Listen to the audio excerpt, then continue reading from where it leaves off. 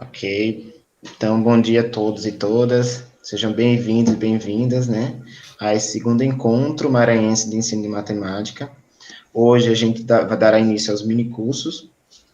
São dois minicursos, um sobre avaliação em matemática e esse minicurso em específico sobre esse software Iramutec. Agradeço a participação de todos e de todas. E só vou fazer uma breve apresentação dos professores que irão ministrar esse mini curso. E de antemão já agradeço pela colaboração e pelo aceite do convite, tanto em meu nome como no nome do Antônio e o nome do PPSM. O professor Jeremias Stein Rodrigues, ele é graduado em licenciatura em matemática pela Universidade Federal de Santa Catarina, é mestre em matemática pelo ProfMat, também pela mesma instituição de ensino, é doutorando pelo programa pós-graduação em Educação Científica e Tecnológica da UFSC, professor de matemática no estado de Santa Catarina, também professor substituto no Instituto Federal de Santa Catarina, campus São José, professor efetivo do IFSC, campus Araranguaia, 2015 até o primeiro semestre de 2017, e atualmente é professor efetivo de matemática no IFSC, campus Florianópolis. E também é membro integrante do GEMAT Santa Catarina, que é o Grupo de Pesquisa e História da Educação Matemática. Já o professor Davi Antônio da Costa, ele é doutor em Educação Matemática pela PUC de São Paulo, com estágio realizado na modalidade sanduíche, no Instituto Nacional de Recherche Pédagogique, Services d'Histoire de l'Éducation, Paris, França, com bolsa CNPq. É graduado em licenciatura em matemática pela Faculdade de Filosofia, Ciências e Letras, MOEMA. Graduado em pedagogia pela Faculdade de Educação, Ciências e Letras. Também é mestre em educação matemática pela Pontifícia Universidade Católica de São Paulo e pós-doutorado pela Universidade Federal de São Paulo. Atualmente, ele é professor associado do Departamento de Metodologia de Ensino e Pesquisa do Programa Pós-Graduação em Educação Científica e Tecnológica da Universidade Federal de Santa Catarina, é pesquisador líder do Grupo de História da Educação Matemática, GEMAT Santa Catarina, também é membro fundador do GEMAT Brasil, que hoje está intitulado Grupo Associado de Estudos e Pesquisas sobre História da Educação Matemática. E as suas linhas de investigação são livro didático de matemática, didática da matemática, história da educação matemática e história da matemática. Então, brevemente, o currículo de cada um apresentado. Então, fiquem à vontade, tá? E desde já, muito obrigado pela participação. Bom dia, agradeço o convite, né? Não sei se como você disse, né, eu sou doutorando na UFSC atualmente e professor do IFSC em Santa Catarina. E só gostaria de dizer inicialmente, até antes de passar a falar ao professor, que a gente vai falar de um software, do software da Iramutec, mas apesar de ter usado como parte da minha pesquisa, ele não está na minha tese em si. Então eu trago ele porque ele acaba trazendo uma possibilidade metodológica para desenvolvimento de trabalhos que é bem interessante. Então, no fim, a discussão aqui pode ser bem bacana e o uso dele pode ser bem bacana. Mas agradeço, então, a organização do evento pelo convite, né? Esse um mini curso semelhante a gente fez no início do ano, em um outro evento. Então, muito obrigado pelo convite novamente. Agradeço a oportunidade, né? Bom dia a todos e todas, né? Primeiro, a organização pelo convite realizado, né? Marcos, que está aí conosco aí, né? Fazendo essa intermediação, o professor Antônio, né? Que está também conosco aí nos bastidores, né? E a proposição desse mini curso, né? Análises textuais sobre a ótica das humanidades digitais a partir do software da Iramutec, ele vem na direção de ser mais uma ferramenta metodológica, né? Para nos ajudar nas nossas pesquisas, né? Que desenvolvemos, né? Particularmente pela apresentação dos currículos, vocês já devem ter verificado, né, que nossa área de pesquisa está voltada para a história da educação matemática, né, e é dessa forma que a gente, então, deverá conduzir, né. Agradeço antecipadamente o Jeremias, tá, efetivamente ele que é o responsável pela condução desse trabalho, né, eu estou aqui meio assim como coadjuvante, né, no fundo é isso mesmo, tá. Nós temos, assim, eu tenho uma grande alegria, né, em ter junto ao nosso programa, né, doutorandos, né, mestrandos, né, e eles realmente são parceiros, tá, digamos assim, a gente se coloca como orientador no programa como parceiro, né, então eu fico muito satisfeito de poder estar compartilhando com Jeremias.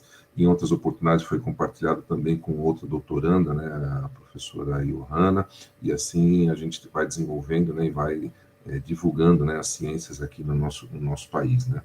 Agradeço também particularmente a possibilidade dessa nossa aproximação, né, da UFSC, do PPG-CT, o programa ao qual eu estou vinculado, né, e o PPC aí da Federal do Maranhão, em função dos acordos, né, que nós estamos desenvolvendo, né, em função do PROCAD, né, que é um programa, né, de desenvolvimento acadêmico, né, fomentado pela CAPES, né, que nos dá essa condição de a gente poder ter esse trânsito, né, entre programas.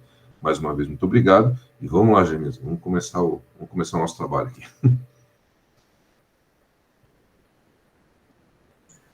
Agora sim. Antes de começar, eu só gostaria de dizer para todos que, se tiverem dúvidas durante a apresentação, vocês podem encaminhá-las pelo chat. Se eu não ver, o professor Davi vai me avisar, ele logo me interrompe para a gente já tirar, já sanar. Isso é bom porque já traz um pouquinho mais de discussão. E, se eu não me engano, a gente vai ter tempo, tá? Então, hoje a gente vai começar o minicurso Análises Textuais sob a Ótica das Humanidades Digitais a partir do software da Mutec. Como eu disse, eu utilizei ele para o desenvolvimento de alguns trabalhos, e a gente utilizou, né, na história da educação matemática, mas ele é um software que ele pode ser utilizado para análise textual de qualquer área, certo? É indiferente o fato de a gente utilizar na história da matemática, da educação matemática, que vocês não poderiam utilizar em outras áreas. Tanto que no segundo dia eu vou trazer alguns exemplos de como o software foi utilizado, mas apenas no sentido de mostrar a funcionalidade, como os pesquisadores tentaram utilizar em alguns momentos. Claro que eu não vou falar tanto aprofundadamente dos trabalhos, mas pelo menos para dar uma ideia em relação a isso, certo?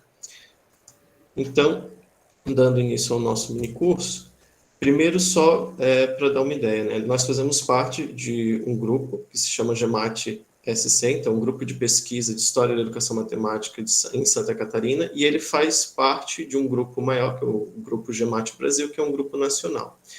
E as humanidades digitais surgiram no nosso grupo em Santa Catarina a partir de um trabalho de doutorado de uma colega nossa que ministrou o primeiro minicurso no início do ano, mas hoje ela não pôde estar presente, que é a Johanna, e porque ela também é da área de ciências sociais, então, no desenvolvimento do doutorado dela, ela teve contato com as humanidades digitais, com o software da Mutec, e começou a trazer isso para as análises desenvolvidas, daí onde eu também tive um pouco de contato e utilizei em alguns trabalhos, certo?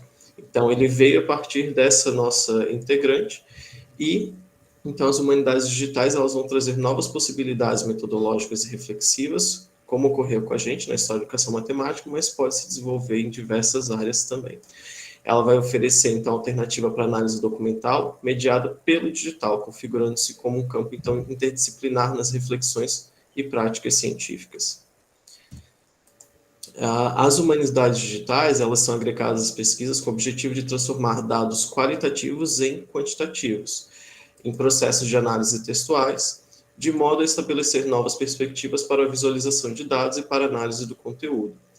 Isso aqui é muito importante porque os processos de análise que o software ele vai desenvolver, eles já são utilizados matematicamente em outras áreas, né? Eles são processos da estatística.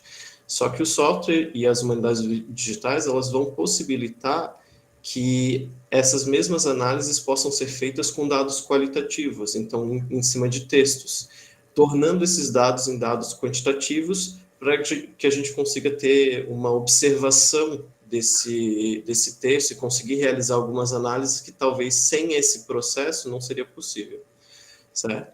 E o minicurso aqui ele vai ser abordado inteiramente sobre o software da Mutec, que o nome dele seria Interface de R para análises multidimensionais de textos e questionários. Okay? Então, a estrutura do minicurso ele foi pensado para 2 dias, né? Quando nos convidaram, avisaram que seriam então 2 dias, a gente dividiu ele então em 4 partes, 2 partes no primeiro dia, 2 partes no segundo dia. Na primeira parte, que é o que eu já dei início agora, então, apresentação do software, de algumas possibilidades de análise, e apresentação um pouco da confecção de um corpus textual e processo para realização das análises. Então, o software ele é utilizado sobre um arquivo, que a gente chama de corpus textual, então eu quero mostrar um pouquinho o desenvolvimento disso. E no segundo dia, então, discussão e instalação do software. Eu vou trazer para vocês a possibilidade de, entre esse primeiro dia e o segundo, já instalarem o software, se quiserem tentar utilizar, trazer um pouco as dificuldades, deu erro, exatamente para a gente discutir isso. E vou trazer também o processo de instalação, caso alguém tenha tido dúvida nesse processo. E, por fim, vou trazer algumas experiências vivenciadas no GEMAT. Então, a apresentação do Iramutec. Então, o Iramutec, ele é um software livre e de código aberto, o que significa que ele é gratuito e diversas pessoas acabam ajudando seu desenvolvimento. Ele foi desenvolvido pelo Pierre Retineau, que é docente de Ciências da Educação, junto ao Laboratório de Estudos e Pesquisas Aplicadas em Ciências Sociais, que é o LERAS, da Universidade de Toulouse, apoiado pelo Laboratório de Estruturação dos Mundos Sociais e lançado em 2008.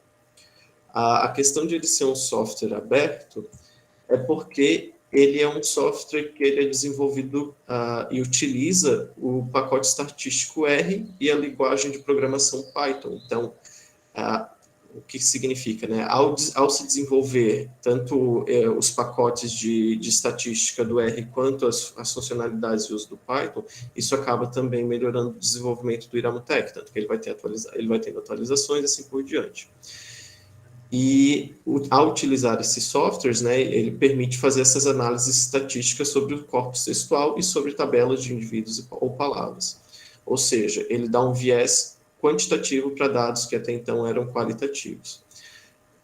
Uma dúvida que poderia surgir para alguns, mas ao utilizar o software, então eu tenho que saber Python, tenho que saber o que é esse pacote estatístico R? Não, porque tudo isso ele usa por trás dos panos. Então a gente só precisa realmente saber utilizar o software. Ele vai realizar essas análises, então ele vai utilizar dos pacotes estatísticos do R para fazer as análises em cima do corpus textual que a gente tem. Aqui no canto da tela, então, só chamando a atenção, né, alguns dados sobre o nosso software e também algumas possibilidades de análise, mas logo a gente já vai continuar e ver também as possibilidades dele. Então, eu já falei aqui algumas vezes, né, a gente precisa, então, começar falando disso. Então, o que é um corpus textual? Já que tudo que o software faz é em cima disso, na verdade, o software também trabalha com matrizes e tabelas. A gente que não utiliza porque a gente quer realmente fazer análise textual. Então, a gente já trabalha com corpos textuais, mas, nesse caso, a gente também poderia falar poderia ser utilizado em matrizes e tabelas.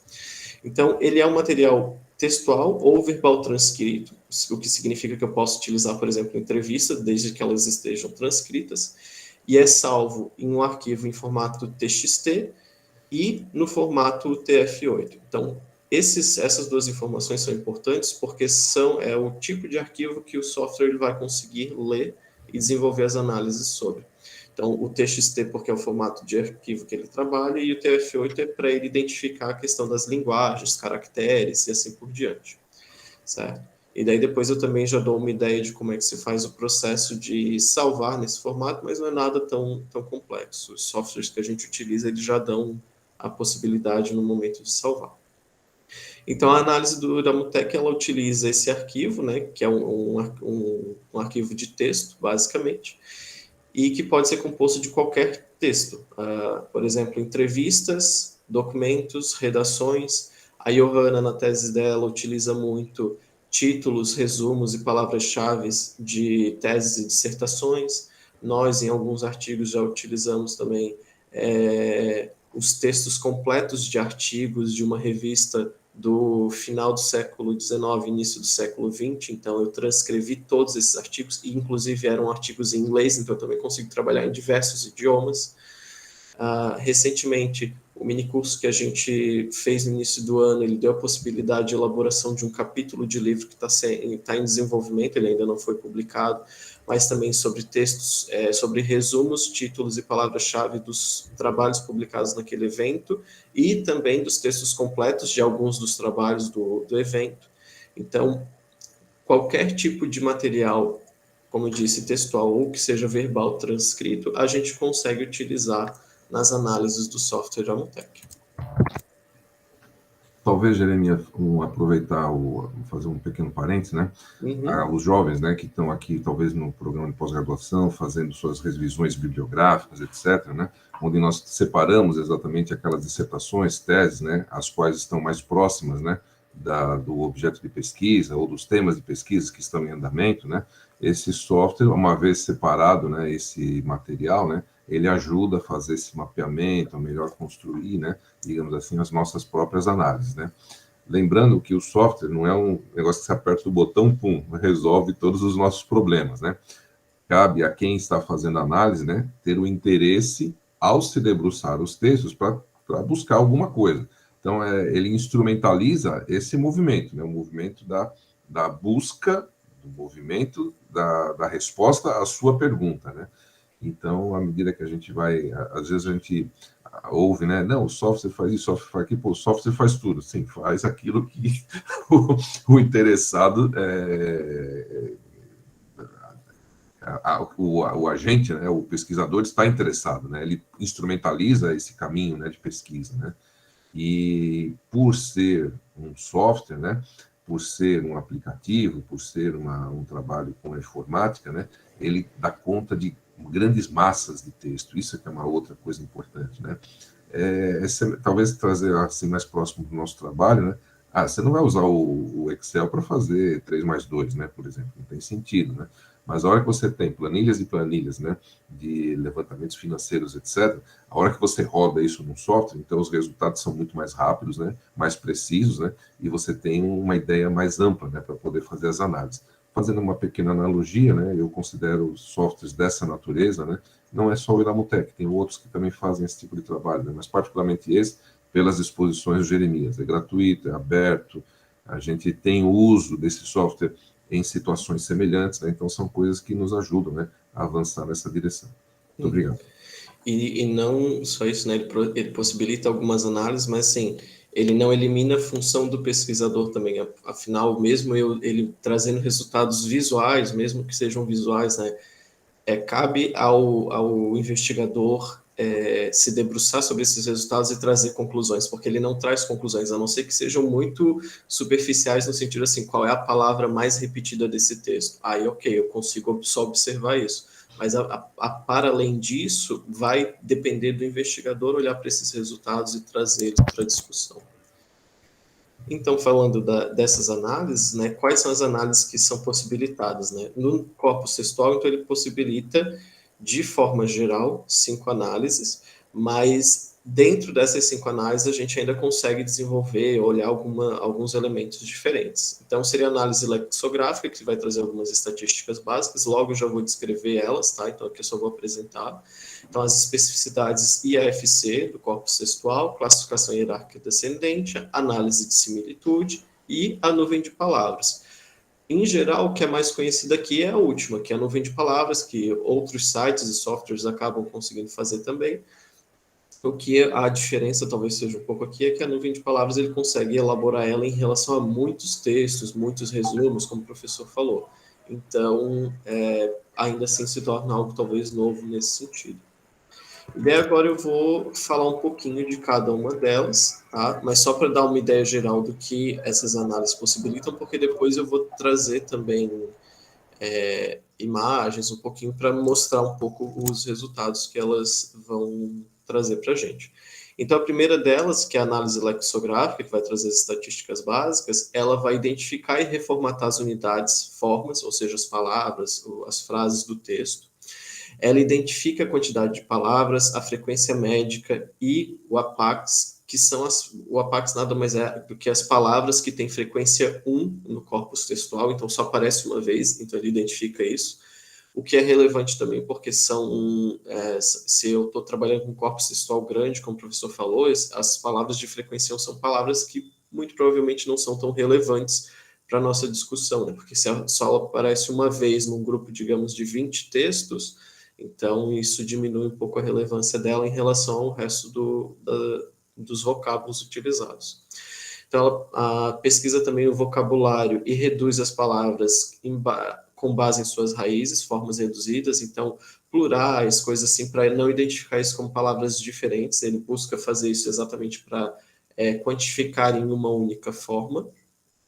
E vai identificar também formas ativas e suplementares. Essas formas ativas e suplementares é o usuário que vai indicar a relevância delas. Então, eu acho que verbos são relevantes, então vou colocar como ativo. Eu acho que artigos são irrelevantes, então vou colocar como suplementar, ou então dizer para o software simplesmente ignorar. E assim por diante. Então, esse, só para dar uma ideia geral, né, é o resultado inicial dessa nossa análise. Tá? Ele vai trazer, como eu disse ali, por exemplo, o número de textos, o número de ocorrências, né, quantas vezes as palavras surgem, o número de palavras que ele identifica, formas diferenciadas, né, o número de APACs, palavras com frequência 1, a porcentagem em relação às ocorrências, e um gráfico que mostra exatamente assim, quantas palavras tem uma repetição de frequência de mais de 500, e assim por diante, como é que vai decaindo essa nossa frequência, certo? Além disso, ele mostra aqui, né, como eu falei, as formas ativas, as formas suplementares, ou seja, as palavras ativas e suplementares definidas pelo pesquisador, as palavras APACs, eu consigo ter acesso a todo esse resultado. Eu vou ficar, se bem que agora, não, eu vou deixar para depois, então, entre mostrar o software e a apresentação, porque senão eu tenho que ficar cancelando a apresentação de um lado e passando para outra tela, tá? Mas, na dúvida, se precisar, é só perguntar que eu mostro no software também. A segunda análise, então, que seria uma análise de especificidades e análise fatorial de correspondência, mais conhecida como AFC. Então, ela é indicada para descrever matrizes com um grande volume de dados discretos e sem uma estrutura claramente definida a priori, então isso em relação ao uso de tabelas, matrizes, por exemplo. Indicada para descrever um grande volume de dados, possibilita a comparação da produção textual, isso eu já vou mostrar que é um dos elementos muito importantes da AFC, e é realizada uma análise fatorial retomando as frequências e os valores de correlação de cada palavra do corpus. Então, o que é a nossa análise fatorial de correspondência? Então, novamente, a tela inicial do programa, né? Ele vai dar primeiro uma relação dos termos dos textos em relação aos textos. Então, aqui a gente tem os termos, aqui a gente tem na coluna os textos. Então, se ela é uma relação positiva e grande, se ela é negativa e assim por diante. Então, como seria, digamos, a aderência, né, dessas palavras nesses textos. E, além disso, uma das principais ferramentas que ele vai trazer para a gente é a própria AFC, que são resultados gráficos. Então, a partir daqui a gente consegue trabalhar um pouquinho mais graficamente o nosso software. E se a gente vai ali na AFC, então, ele vai trazer esse tipo de imagem, que vai mostrar, por exemplo, né, essa é uma das AFCs que a análise já traz, ela vai trazer a distribuição dos textos graficamente. Então, se a gente pensa nisso para uma análise, por exemplo, como o professor falou, de um material bibliográfico, a gente já pode trazer para cá a discussão das aproximações e distanciamentos desses textos que estão sendo analisados. O que significa? Eu só sei que, por algum motivo, eles estão distanciados, mas eu não sei por quê. Então, daí é onde entra a análise do pesquisador. Por exemplo, se eu estou olhando resumos, títulos e palavras-chave de alguns textos, aí eu posso buscar os elementos. Por que esse texto em si está distante de todos os outros, né? Por que esse outro texto também? E assim por diante. A gente também poderia discutir por que os outros textos se aproximam. Deixa eu talvez aqui colocar um exemplo, Jeremias. Eu estou vendo na sala aqui a Renata, né? Renata é mestranda, né? Mestranda orientando do professor Antônio, né?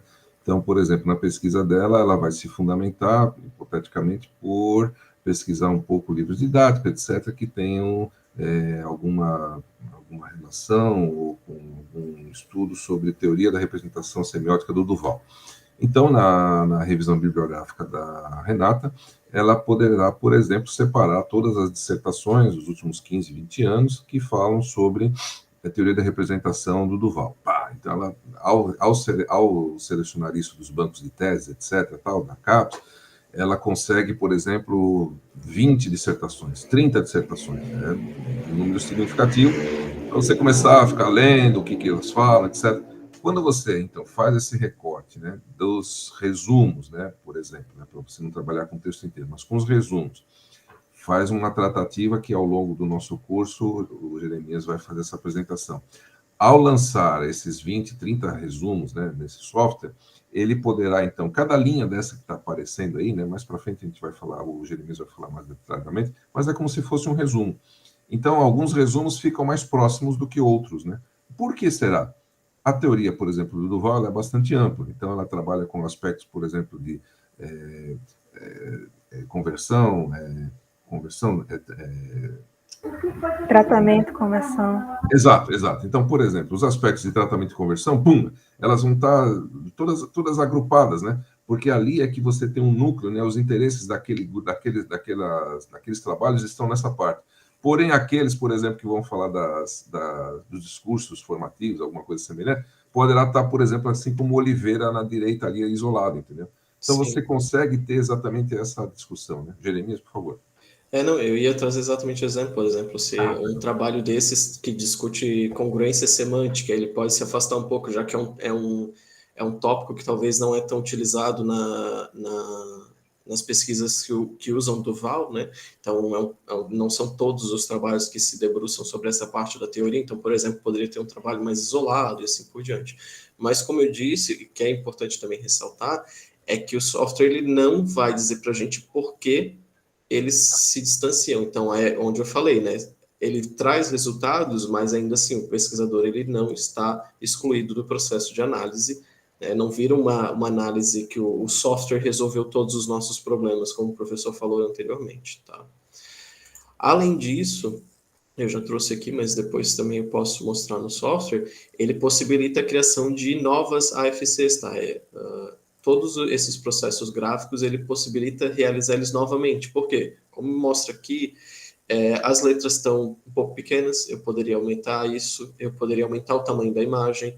Tem textos aqui, ó, por exemplo, que estão sobrepostos, então a gente não consegue enxergar bem por quê ou quais são esses textos, né? Eu sei que um aqui é Costa, o outro eu não consigo ver.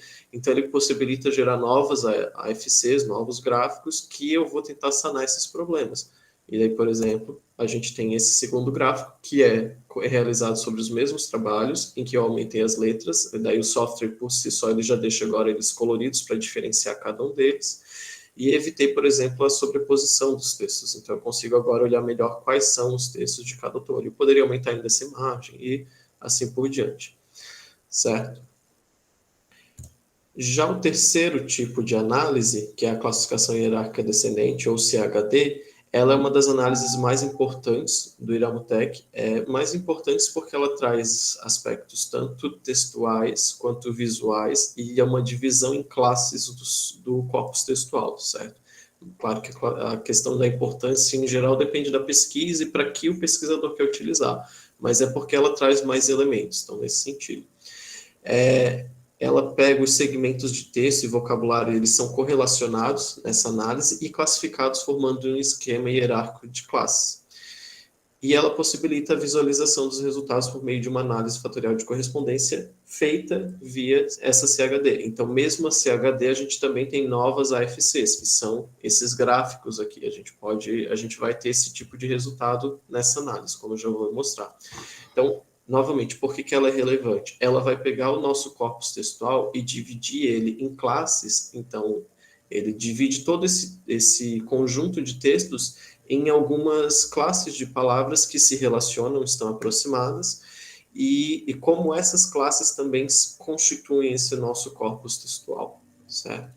Então, por exemplo, aqui só para mostrar, né, essa é a tela inicial.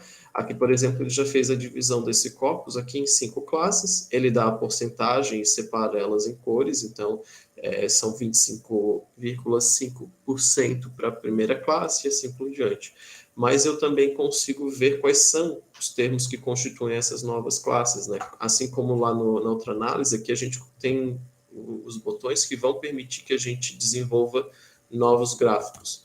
Então, onde a gente tem, por exemplo, esse tipo de gráfico aqui, que é o mais interessante. A gente consegue ver as palavras que constituem cada uma das classes do texto e, além disso, ele também destaca as principais palavras por tamanhos maiores. Então, se eu aumentar esse gráfico, ele tem essa possibilidade, eu vou vendo mais palavras e elas vão ficando com um tamanho menor, porque exatamente pela relação dela de relevância em relação a essa classe.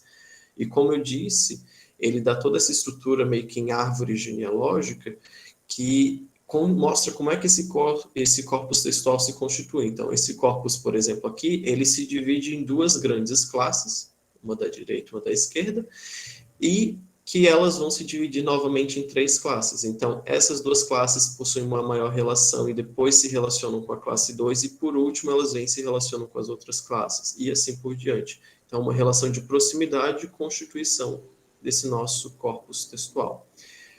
No entanto, como eu vou ficar sempre reforçando, o software ele não vai dizer para a gente qual seria a temática central dessa nossa classe. Ele traz as palavras e vai caber ao pesquisador tentar olhar essas palavras, por exemplo, e estabelecer, olha, então essa classe aqui, e isso ocorre em alguns trabalhos, né, o pesquisador ele tenta olhar a classe, tenta olhar as palavras que constituem a classe e dizer assim, essa classe aqui, então eu posso dizer talvez que sejam processo formativo, conteúdos de matemática, questões políticas e assim por diante. Então, ele pode tentar definir de uma forma muito geral, claro, talvez ele não vá conseguir escrever todas as palavras buscando essa temática, mas ele pode pensar que são classes que constituem um dado discurso, certo? E, dando continuidade, então, para além desse primeiro gráfico que é gerado pela CHD, como eu disse, ele também vai dar a possibilidade de gerar novas AFCs. E uma das principais, são duas, as que a gente pode citar, que são as principais, ao meu ver. A primeira AFC é uma AFC que vai relacionar os textos do corpus textual com as classes. Então, a gente tem, por exemplo, aqui nessa imagem, né, eu tinha uma classe que era a classe rosa, esses são os textos que são os principais contribuintes para essa classe, e a gente tem a distribuição dos outros, né, vermelho, azul, verde, cinza. E aí a gente tem a mesma relevância anteriormente dada, né? Quanto maior o texto, maior é a contribuição dele para a classe a que ele está vinculado, né? Assim como ele mostra a aproximação, os distanciamentos desses textos, a relação das próprias classes, né? Que a gente tem, por exemplo, que os textos azuis se aproximam muito dos textos vermelhos, apesar de ter um texto aqui que está distante. Então, todas essas análises podem ser feitas a partir dessas duas relações. E, em seguida, a outra AFC que ele possibilita é a visualização dos principais termos das classes. Novamente, a gente pode estabelecer o número de palavras, o tamanho, isso ele vai mostrando mais palavras ou menos palavras ao gerar novas AFCs. E aqui a gente também consegue ver, então, a relação das palavras com a sua classe, pelas cores, a relação das classes, por exemplo, aqui verde e azul, né, elas estão interrelacionadas, assim como a gente pode ver, por exemplo, que a relação da classe vermelha com a rosa, né, isso são análises que poderiam ser feitas, tá? Eu só estou trazendo exemplos aqui. A classe vermelha com a rosa, por exemplo, ela permeia a classe azul e verde, então eu preciso passar por aqui para ter essa relação, né? Elas não estão literalmente conectadas uma à outra, né? Perpassa as outras duas classes. Há um distanciamento dessas palavras e assim por diante, ok? Estou sempre mudando de tela para ver se não tem alguma pergunta. Tá? Se tiver, pode deixar que eu estou atento aqui. Ok. Então, uma das últimas análises que ele possibilita, que é a análise de similitude, ela vai se basear na teoria dos grafos e é utilizada frequentemente por pesquisadores de representação social e cognição social. Ela identifica as concorrências entre as palavras, indicando suas conexões e auxiliando na identificação da estrutura do conteúdo de um corpus textual. Identifica regiões comuns e as especificidades em função das variáveis descritivas identificadas na análise. Só um adendo, então, a teoria dos grafos que ela vai utilizar é um ramo da matemática, né, em que a gente trabalha com vértices e arestas, né, então há pontos e conexões entre pontos, e ele também consegue estipular regiões para isso. Daí a gente tem aqui, por exemplo, esses dois exemplos, né, que são de dois corpos diferentes, e em que a gente gerou essas imagens também solicitando informações diferentes. Por exemplo, aqui é uma análise de similitude mais crua, porque a gente tem só as palavras e os vértices, eu não pedi para definir essas regiões, então ele estabelece a relação entre palavras, a espessura dessas arestas vai indicar se essa relação é uma relação mais forte, se é uma relação mais fraca, a gente também consegue pedir para que ele descreva os valores disso, certo? Assim como a gente pode pedir para que ele estabeleça essas regiões em que se observa essa relação dos termos, certo? Então, há uma região estabelecida pela relação de alguns termos e assim por diante. Então, essa é a análise que ele possibilita e, basicamente, são esses gráficos aqui, mas a gente também pode gerar mais algumas informações. E, por fim, então, a nuvem de palavras, que ela é a análise que eu falei que já é mais conhecida, ela vai agrupar as palavras e organiza graficamente em função de sua frequência. Então, mesma coisa da CHD, então, quanto maior a relevância, maior a frequência dessa palavra, maior ela vai estar nessa nuvem de palavras. E é uma análise lexal mais simples, porém, ela graficamente ela é interessante, dependendo do que se quer abordar, né?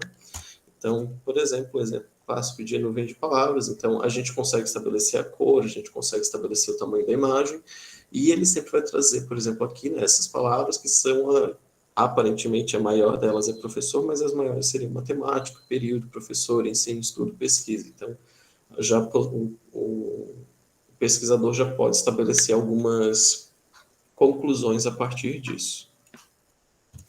Então, só para finalizar essa parte inicial, parte 1, então, é importante ressaltar que não há um referencial teórico, metodológico que aponte uma sequência de passos e processos que devem ser seguidos ao utilizar o software.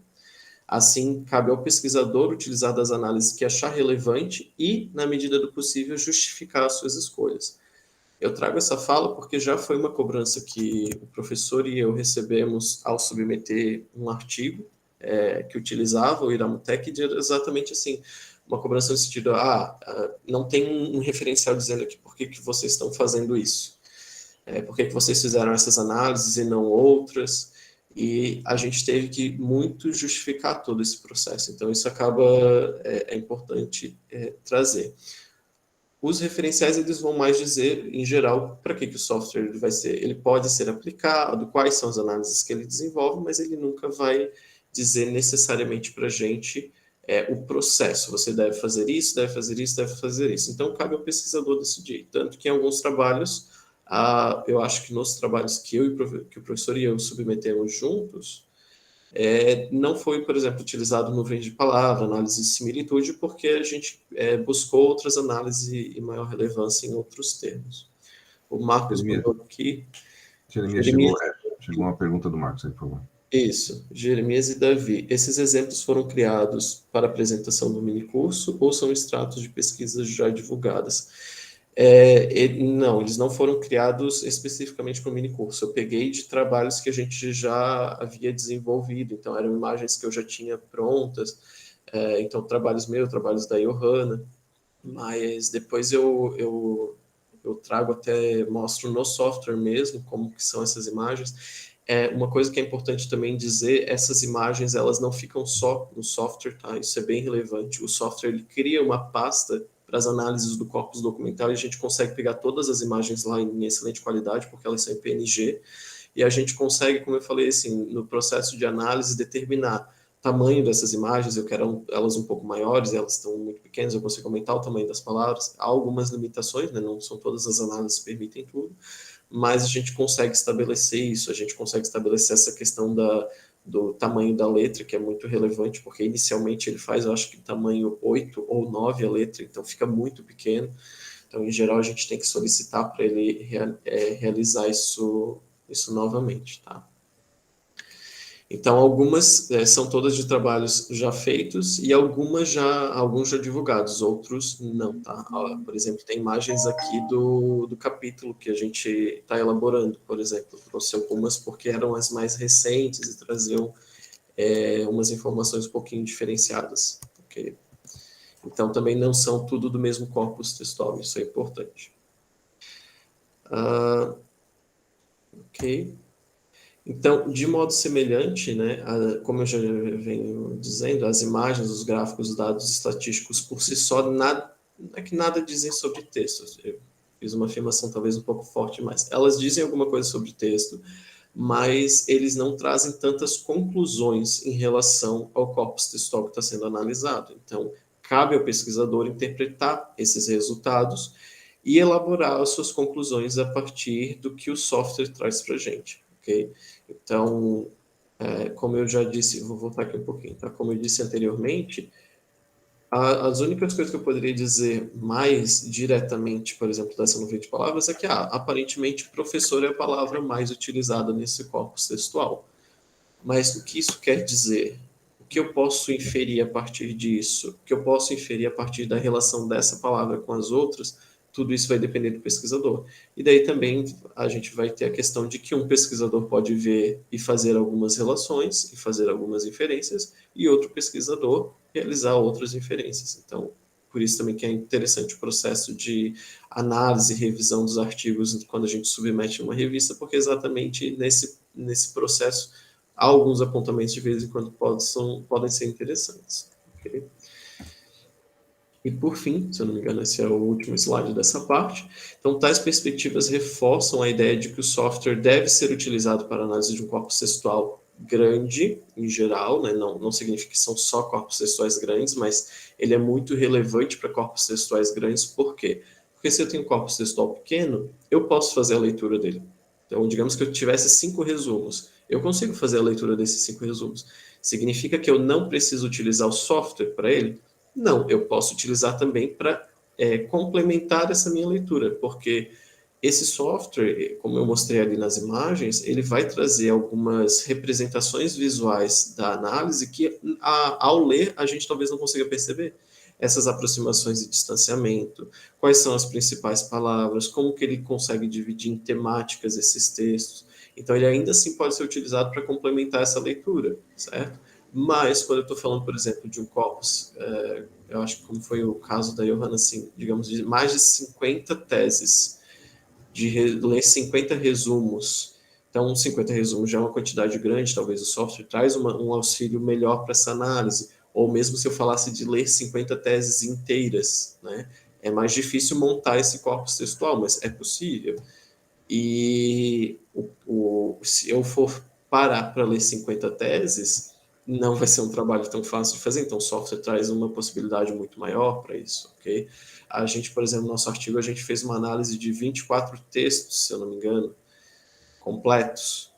Então, ler 24 trabalhos submetidos para um evento é também um processo mais complexo, então o software traz uma possibilidade grande em relação a isso.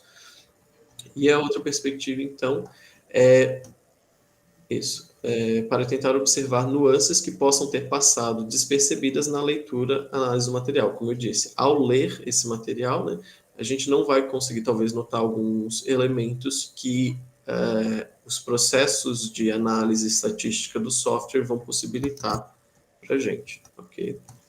Então, essas são os principais pontos que eu diria que dá para chamar atenção inicialmente em relação à utilização do software.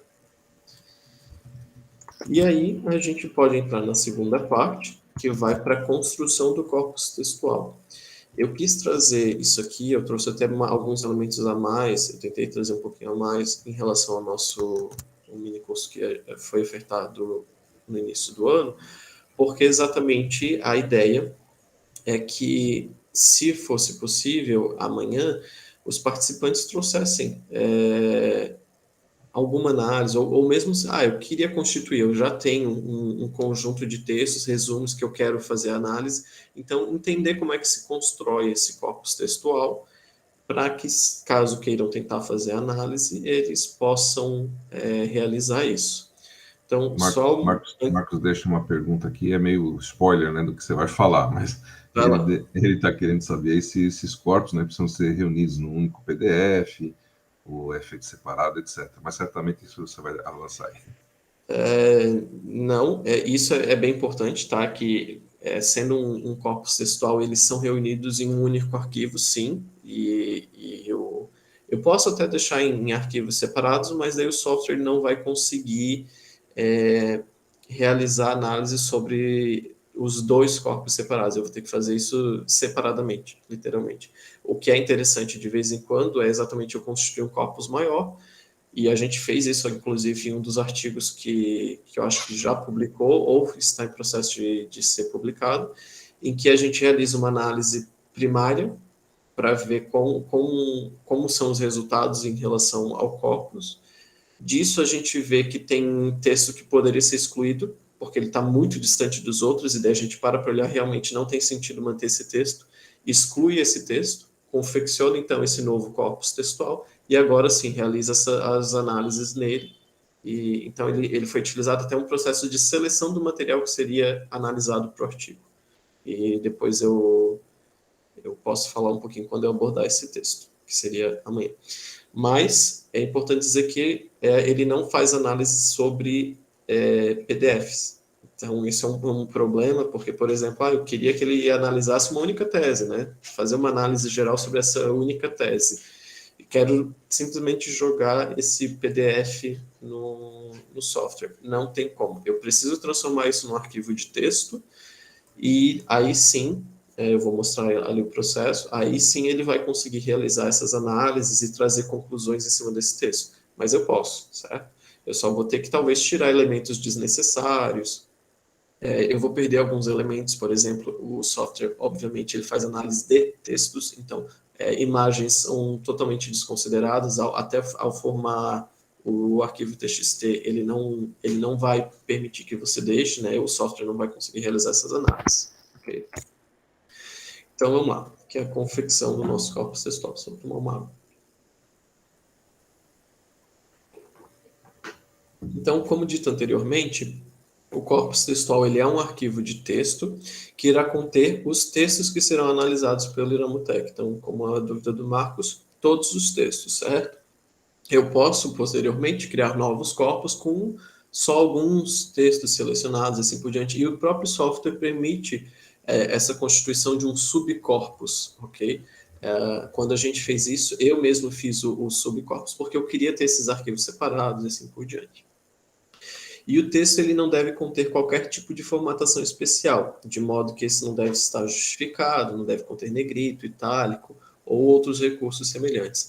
Ele deve ser um texto cru, tanto que a gente vai utilizar o formato TXT, que é o formato mais simples de texto. Quando a gente vai criar arquivos de texto, por exemplo, no Windows, ele é o bloco de notas, em geral. É um bloco de notas que trabalha muito com TXT. Então, é um texto sem formatação, um texto limpo para as análises do software.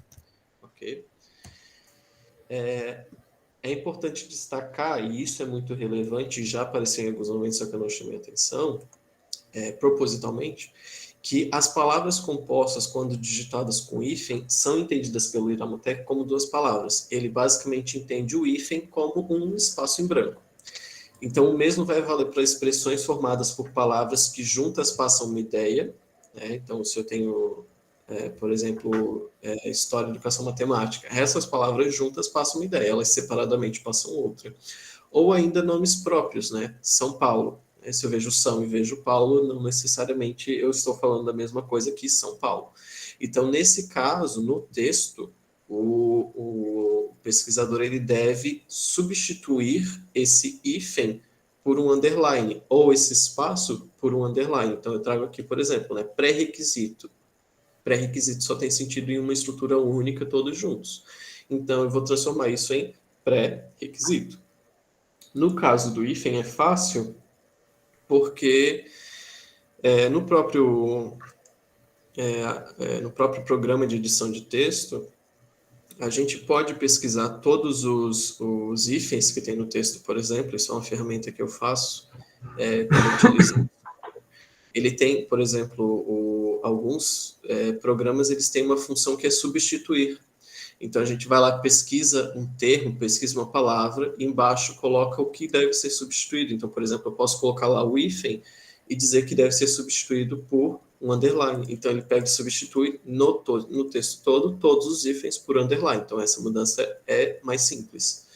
Agora, mudanças desse tipo aqui embaixo, né, história da educação matemática, virar história, educação matemática com os underlines, o pesquisador ele tem que fazer análise do que deve ser modificado. Eu ainda posso usar, por exemplo, essa ferramenta, né, mesma coisa, né, eu vou lá, vou usar a ferramenta substituir, coloco história da educação matemática, e eu quero que essa expressão seja substituída por história, underline educação, underline matemática.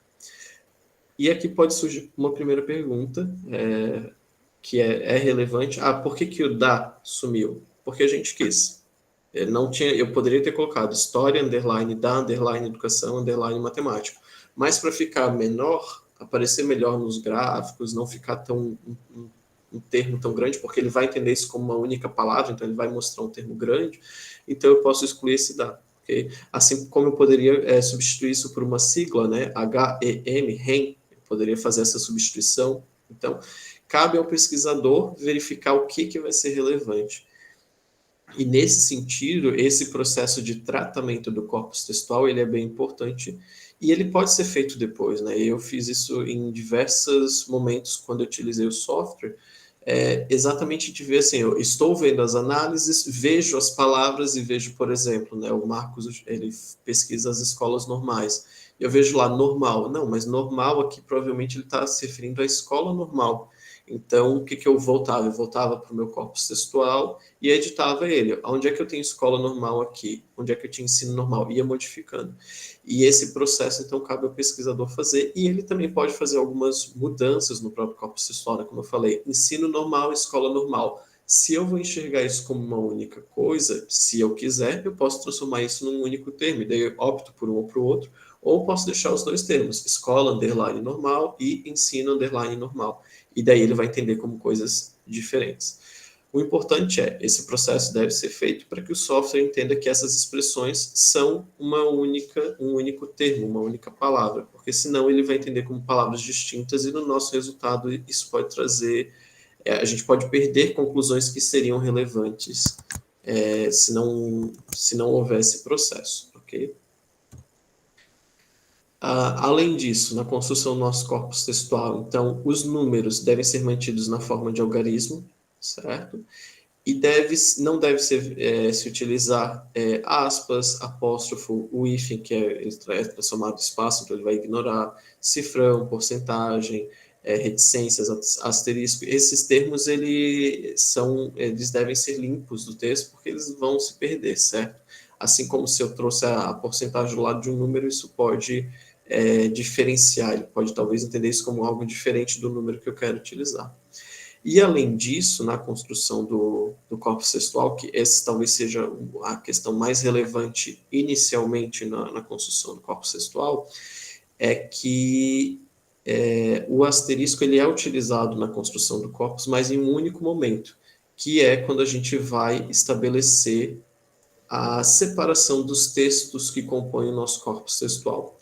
Todo texto deve conter uma linha de código dessa forma, aqui que eu trago como exemplo.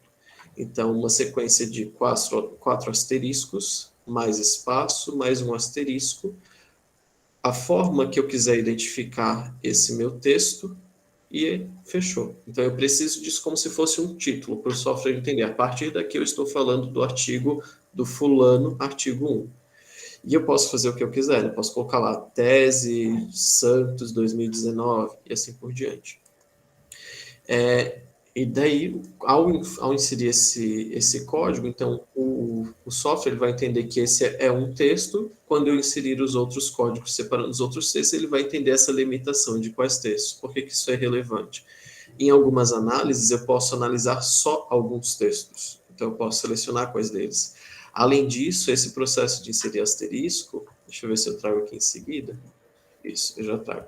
Eu posso inserir também variáveis para separar esses nossos textos. Então, é o que eu trago aqui. Então, um texto terá que ter obrigatoriamente pelo menos uma variável. O que é a variável aqui? É esse primeiro asterisco. Então, ele está entendendo isso aqui como uma variável. Se eu utilizar apenas um, também posso entender isso como um título. Mas eu posso inserir outras. Por exemplo, quando a gente trabalha com entrevistas e questionários, isso é muito relevante. Então, eu posso trazer aqui, né, os 4 asteriscos que todo título deve ter, né, todo artigo deve ter, todo texto deve ter antes dele. Algum identificador que seja relevante para a gente, para saber qual é de qual entrevista eu estou falando, de qual texto eu estou falando, e variáveis que sejam relevantes para essa pesquisa. Por exemplo, sexo. Eu posso trazer ali sexo 1, sexo 2 para masculino, feminino, assim por diante. Idade, escola, qualquer tipo de dado que eu quiser trazer para diferenciar esses nossos elementos do corpus textual. E por que isso vai ser relevante, certo? Aqui, só antes, né, ele traz aqui, né, por exemplo, sujeito 001, então sujeito 1, sexo 1, conforme uma dada tabela estabelecida pelo pesquisador, então masculino, feminino, idade, e assim por diante. Mas por que esses elementos podem ser relevantes? Bem, em alguns processos de análise, como eu falei, eu posso selecionar análise sobre alguns textos. Da mesma forma, eu posso selecionar análise sobre algumas variáveis. Então, eu posso analisar somente os textos que compõem nosso corpus textual, do sexo 1 ou do sexo 2, ou da idade X, ou da escolarização elementar, média, superior. Então, eu posso diferenciar essas análises, ver se trazem resultados diferentes, ou posso simplesmente analisar todos eles. Depois eu vou mostrar isso certinho. Então, esses elementos eles vão servir basicamente como se fosse uma tag de identificação para o nosso texto. O primeiro deles é obrigatório, então ele tem que ter pelo menos uma variável, que é exatamente para a gente poder identificar qual é a diferença de cada um desses textos. Ok? Então, aqui eu trago um exemplo, né, de um corpus textual. Então, vocês estão vendo aqui, né, está dentro de um editor de texto. A gente tem aqui os 4 asteriscos, né, AMS Nascimento, IB Santos, T1. Então, eu escolhi trazer essa nomenclatura para identificar. Ó, notem que eu não trago nenhuma outra variável, eu só queria a identificação. Então, basicamente, aqui eram sobre as iniciais dos nomes e posteriores e o sobrenome das autoras. E aqui T1 é porque nesse evento, que isso aqui é uma imagem do nosso corpus textual do capítulo que está sendo elaborado, ele é sobre os trabalhos de um evento, e nesse evento os trabalhos eles eram submetidos como T1, T2 ou T3. Então, trabalhos que ainda são iniciais, T2, trabalhos que já trazem algumas conclusões, e T3, um trabalho que já é mais completo, ok? E, além disso, trago, por exemplo, aqui, né, as modificações que a gente fez, a saber profissional. Saber profissional, ele era o tema de discussão do evento, então a gente estipulou, não, saber profissional tem que ser uma única palavra, então saber, underline, profissional. Então, em todos os momentos que tiver saber profissional, eu tinha que cuidar com isso. Outra coisa que é importante cuidar nesse processo de adaptar o texto, né, cuidar com plurais, por exemplo, se eu tiver saberes profissionais, então também mudar isso para saber profissional, talvez, para ele entender como uma única coisa, porque ele está se referindo à mesma coisa, então a gente pode fazer essa manipulação. E também aqui materiais didáticos, cartas de Parker, então ficou cartas Parker, saber profissional aqui novamente, e assim por diante, ok? Então, só queria destacar como é que fica, né? E daí, como eu comentei, né? Todos os textos vêm em um único arquivo. Então, aqui tem o primeiro resumo, que é basicamente aqui são os resumos e título, resumo e palavra-chave. Então, aqui tem o primeiro e logo em seguida já vem o próximo. Então, aqui a gente já vai e vem em sequência, né? A gente lista todos eles em um mesmo arquivo. Novamente, o arquivo não está justificado o texto, não há negrito, ele está um texto totalmente cru para o software analisar, ok? Então, um exemplo de construção, a gente elaborou esse exemplo com resumos das defesas realizadas pelo GEMAT Santa Catarina, certo? Selecionamos para essa análise os resumos de pesquisas defendidas pelo GEMAT SC, em particular, dessas pesquisas, né, que foram realizadas no PPGST, que é o Programa de Pós-Graduação em Educação Científica e Tecnológica, onde eu faço meu doutorado, e da graduação em matemática da UFSC, e sob orientação do professor Davi, que nos acompanha. Então, foram 12 defesas, sendo 2 TCCs e 10 dissertações. Esses dados são do início do ano, certo? Então, alguns exemplos de padronização que a gente fez, né? Não trouxe tudo. Então, algumas mudanças foram realizadas nos resumos, como eu mostrei antes ali, e a gente tem, por exemplo, aqui, né, singular de livro didático, ficou tudo no plural, livros didáticos, porque era um termo que aparecia mais plural do que singular, então a gente adaptou tudo para o plural. O singular de material didático também ficou materiais didáticos, porque aparecia mais no plural, mas eu poderia deixar tudo singular, é uma escolha do pesquisador. Mesma coisa com o grupo escolar. Instituto de Educação ficou Institutos Educação, porque é o nome de uma instituição, então a gente também fez, é um nome próprio. Revista pedagógica também, tudo ficou no plural. Então, esses são alguns exemplos. Outros, né? Na UFSC, a gente tem um repositório de conteúdos digitais, que é um repositório institucional, que o nosso grupo ele tem uma pasta onde a gente salva muitos documentos históricos. E esse espaço acaba sendo citado nos trabalhos. Então, a gente trouxe, que seria relevante, porque é um nome próprio, acabavam sendo citados, então trouxe todos eles como repositório, conteúdo digital.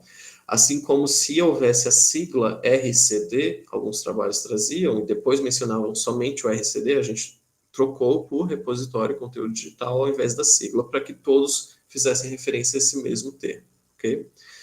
E outras diversas mudanças, né? Operações fundamentais, ensino aritmético, ensino primário, teórico, metodológico, nome de autores como Michel Certeau. Isso é relevante porque o nome do Michel Certeau é Michel de Certeau, então tem alguns autores que citam de Certeau, tem alguns autores que citam apenas Certeau, então a gente trouxe todas essas citações como Michel Certeau para que ficasse igual.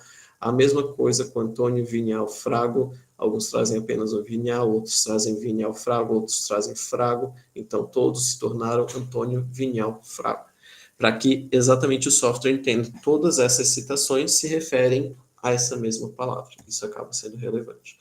E aqui a gente tem, por exemplo, um exemplo, né, de como ficou, então, novamente, né, o título, pelo menos uma variável, então, 4 asteriscos, resumo, Aniele mestrado, então, a Aniele é uma das nossas colegas, que hoje em dia já está no doutorado, então, o trabalho dela vai falar sobre o movimento da matemática moderna, algo muito relevante, então, o movimento matemática moderna se tornou uma expressão única, ensino matemático, ensino primário, cadernos escolares, Paul Veyne, Michel Certeau, e assim por diante, ok?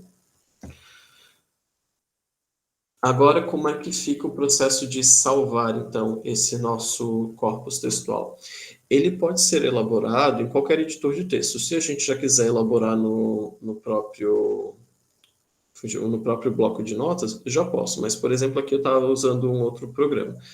Simplesmente criei um arquivo, digitei todos os textos lá, passei todos os textos para lá, mas se eu fosse salvar, ele já salva no padrão que seria doc ou docx. Então, nesse momento, como eu não quero salvar nesse formato, eu quero o formato txt, eu fui lá, então, salvar como, mudei o formato para txt e, em seguida, então, eu seleciono o formato, que é obrigatório, tem que ser esse txt, que é o texto mais básico, sem formatações. E, em seguida, quando eu fui salvar, por exemplo, na tela, né, que é o Microsoft Word, ele dá algumas opções. Então, é onde a gente tem que selecionar a segunda parte. Ele tem que ser no formato TXT e seguir a formatação UTF-8. Então, aqui ele já dava essa possibilidade. Inicialmente, ele tem para Windows Default. Então, eu selecionei, então, Other Coding, então, outra formatação, e selecionei lá, busquei o UTF-8, porque é o formato que o software vai utilizar. Ok? E aí, como é que a gente vai utilizar esse corpus textual? Eu vou agora só parar um pouquinho a apresentação para mostrar, né, depois eu volto aqui para a apresentação mostrando, mas eu quero mostrar então um pouquinho só o software para que vocês vejam, porque aqui é só um recorte da tela dele. Então, deixa eu parar a apresentação. Janela. E agora? Cadê?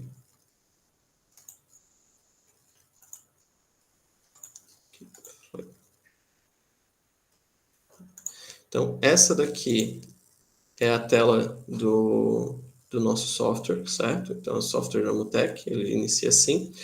E se eu quiser, então, abrir um corpus textual, né, eu tenho as opções, né? Em geral, a gente sempre tem, né, a opção arquivo, abrir corpus textual, ou ele já tem um botão específico, que é esse botão aqui, né? Abrir corpus textual. E ele vai dar a opção de selecionar o corpus, desde que seja no formato TXT, ele vai dar essa opção, ok? Então, Deixa eu voltar aqui para a apresentação, daí qualquer coisa eu volto ali. Eu fico mudando de um para o outro.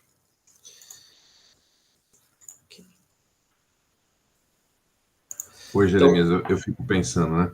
Puxa vida, eu estou assistindo essa apresentação, tá tudo bacana, né? Me dá uma vontade, né, de estar mexendo para acompanhar junto, né? Então, talvez, né, mais para frente, né, com incentivo, né, para que consigamos realmente fazer, né, essa instalação, né, aí com cada um de vocês, né, depois na sua casa, né, para poder ter essa experiência, né, de como que aperta o botão, abre, mexe, vê uma ou outra construção, né, que é aquela situação de sair do V0, né? Vamos pensar desse jeito, né? Sair do V0 para a gente começar a mexer. Então, um pouco de paciência, né? E vamos tocando, né? A gente aprende uma gramática para depois aprender a fazer o uso da linguagem, né? Isso, e essa é exatamente a ideia desse primeiro dia, tá? Trazer essa discussão mais geral. Daí a ideia é que hoje, quem tiver interesse, tente instalar o software, já vai saber como é que se constitui o corpus textual, então se quiser elaborar um corpus textual, tudo bem. Se não, eu vou compartilhar um material com vocês por e-mail, a gente recebeu os e-mails de vocês, então eu vou compartilhar com vocês, tanto a apresentação, essa vocês vão ter, quanto, por exemplo, algum corpus textual que vocês já poderiam utilizar, ok? Para tentar, quiser mexer um pouquinho. E na apresentação, se vocês seguirem para a parte 3, lá vai ter todo o processo de instalação. Então, na dúvida, tem um vídeo também, vocês podem seguir o vídeo, e tem todo o processo de instalação. Eu mostro os passos que devem ter e vou retomar também amanhã. Então, se alguém teve dificuldade, eu vou mostrar, mostro também como é que muda o idioma do software e assim por diante, ok? Mas a ideia vai ser exatamente essa, que vocês tentem utilizar de hoje para amanhã, tentem instalar, se tiver problema, eu vou abordar a instalação de qualquer forma, então se alguém tiver problema no processo de instalação, a gente vai poder discutir, vai poder tirar dúvida disso, e aí a gente também vai poder discutir assim, tentei utilizar, não consegui, deu problema, o que será que está errado, porque pode ter algum problema com o corpus textual ou no uso do software, então tudo isso vocês vão ter disponibilizados. Então, para amanhã, a ideia seria isso, que quem quiser tentar já instalar o software, perfeito, já quiser rodar, perfeito, e a gente tenta discutir a partir disso, o que vocês experienciaram. E também vou discutir as experiências de trabalhos que a gente já publicou no nosso grupo, ok? Então, continuando, né, como eu mostrei aqui, ali no software, né, a gente tem duas opções para abrir um corpus textual, então seja esse botão direto ou arquivo abrir corpus textual. Inicialmente o software ele vem, se eu não me engano, ou em inglês ou em francês, certo? Então depois eu vou mostrar para vocês como é que muda, mas é algo bem simples, é só seguir em edição, visualização, depois eu mostro certinho. Então, em seguida a gente localiza o nosso arquivo TXT e abre ele. Então, algumas definições preliminares, eu já vou até trazer agora, achei que seria depois. Então, quando a gente abre um corpus textual, a gente tem que selecionar algumas opções para que o software entenda como ele vai ler esse nosso corpus textual, certo? Então, as principais dela, né? Definir caracteres, então a gente selecionou a formatação em UTF-8, então a gente vai selecionar aqui UTF-8, se eu não me engano é a última opção, então é só clicar, rolar até a última opção, UTF-8, e o idioma, né? Se eu estou trabalhando com textos em português, eu vou selecionar português. Eu, por exemplo, já usei análise em inglês, então deixei em inglês e assim por diante, ok? Feito isso, a gente dá um OK e ele já vai trazer as primeiras informações desse nosso texto. Opa, desculpa. Então, ele já vai trazer algumas informações aqui embaixo e vai dar a possibilidade para a gente realizar as nossas análises. Esses são os botões de análise do nosso software, certo? Então, e aqui, né, só apresentando também um pouco, né, a gente vai ter aqui sempre os corpos textuais que já foram utilizados, né, então aqui, por exemplo, eu tinha já alguns corpos textuais de alguns trabalhos diferentes, ou como eu falei, de corpos que depois eu peguei e selecionei só alguns trabalhos e constituí um subcorpus dele, então tudo aqui ele fica um histórico, e se a gente der um duplo clique neles, ele já abre todo o histórico das análises que foram feitas, então as imagens vão estar ali, os resultados e assim por diante, o que não significa que eu não posso realizar novas, tá? Posso botar ele a rodar novamente essas análises. Mas aqui nessa tela inicial a gente já vai ter algumas informações. Por exemplo, o número de texto, ele divide como que foram feitas as divisões desse texto em segmentos, em partes, em frases, né? Se você for ver aqui, quando a gente vai fazer a constituição, quando eu selecionei ali a formatação e o idioma, ele também menciona que a gente pode selecionar o tamanho dos segmentos de texto. Então, qual o tamanho que vai ser para esses segmentos, né? Então, ok, 40, se eu não me engano aqui seriam 40 palavras no máximo, né? Mas então como é que ele vai dizer em quantos pedaços de texto foi dividido nesses segmentos, tá? Aquele ST é segmentos de texto. Então, nesse corpus textual, por exemplo, ele dividiu em 97 segmentos. O número de ocorrências seria um número de palavras do nosso corpus textual contando as repetições. O número de formas, então, o número de palavras distintas, né? Não conta as repetições. O número de apacos, como eu disse antes, as palavras que repetem uma única vez. Então, esses dados estatísticos mais gerais, ele já traz aqui. E depois, claro, nas outras análises, a primeira análise que a gente faz, ele também repete alguns deles, ok? E daí, a realização dessas análises. Então, só para mostrar, de forma geral, como é que elas são feitas, e, novamente, eu vou ficar aqui migrando de um para o outro. Eu vou fazer assim, eu vou mostrar nos slides, mostro lá no software para que vocês vejam um pouquinho, ok? Os processos de análise, como eu disse, são esses primeiros 5 botões aqui, né? A lexográfica, a FC, a CHD, a similitude no 20 palavras. Os próximos botões são os que vão dividir o nosso corpus em subcorpos textuais. Em muitos ou em todos deles agora, dessas análises aqui, eu não lembro agora, mas em muitos ou todos, eles perpassam essa imagem aqui, tá? Mas por que ela é importante, né? Deixa eu já seguir aqui, então. Nessa imagem, a gente vai ter propriedades, em que a gente vai poder selecionar as palavras que ele vai eliminar, considerar como ativas ou suplementares, estabelecendo valor para isso. Então, eliminar é 0, ativas seria 1, suplementar seria 2. Lá no início da apresentação, quando eu trouxe essa primeira análise, eu disse que o texto ele pode ser dividido em ativas e suplementares. É a partir dessa nossa escolha. E a gente vai escolher aqui exatamente o que for relevante para a gente. Se são adjetivos, ele traz toda a lista, né? Advérbios.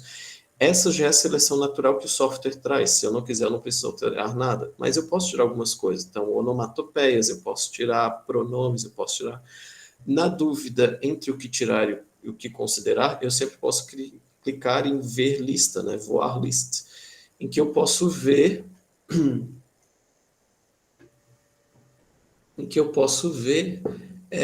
exemplos de termos que constituem essa lista aqui. Então, para eu ver exatamente isso é relevante, isso não é, certo? Então, por exemplo, aqui eu trago um exemplo, que a gente desconsiderou advérbios, desconsiderou proposições, onomatopeias e conjunções, certo? Então, como eu disse, eu posso clicar em voir list para ver, não, eu quero isso, eu não quero esses termos. Por que isso pode ser relevante, né? Eu lembro que uma vez eu realizei isso.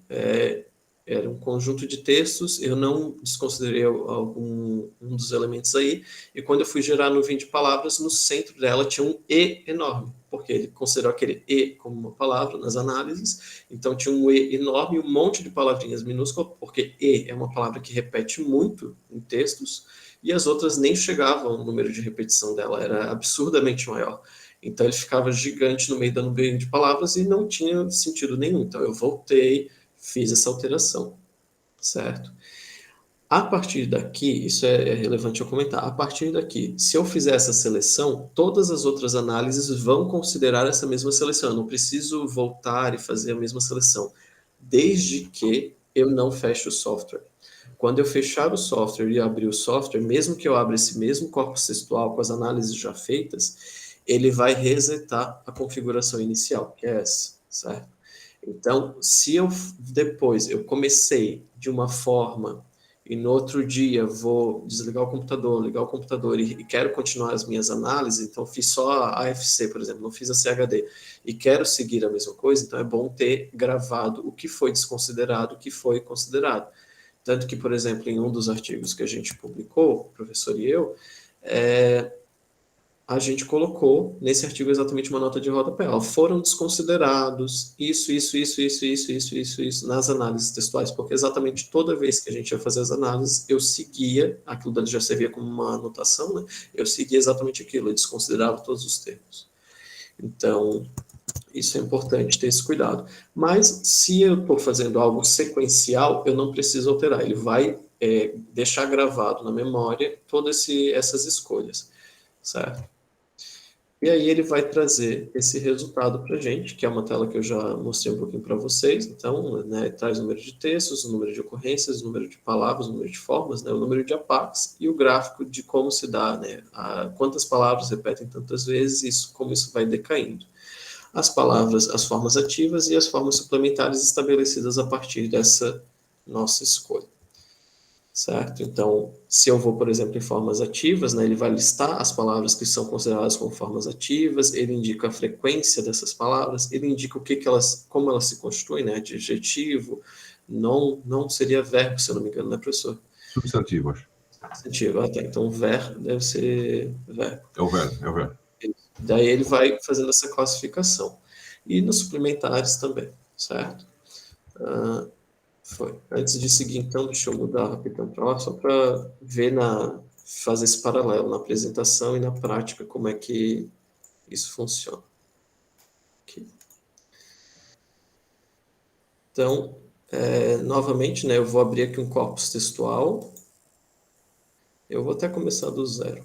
Deixa eu só mostrar aqui para vocês, né? Como eu mostrei, ó, aqui eu já tinha um corpo textual aberto, né? Se eu der o duplo clique nele, ele já vai rodar e aqui tem todas as análises que eu fiz dele, ok? Mas eu vou puxar novamente um corpus aqui, esse traço 1 aqui, abrir. Então, como eu disse, né? Eu venho aqui, ele está Western Europe, eu vou para o último, o TF8, português. Não vou alterar o tamanho dos segmentos, não vai fazer diferença. Ok. Ele vai rodar.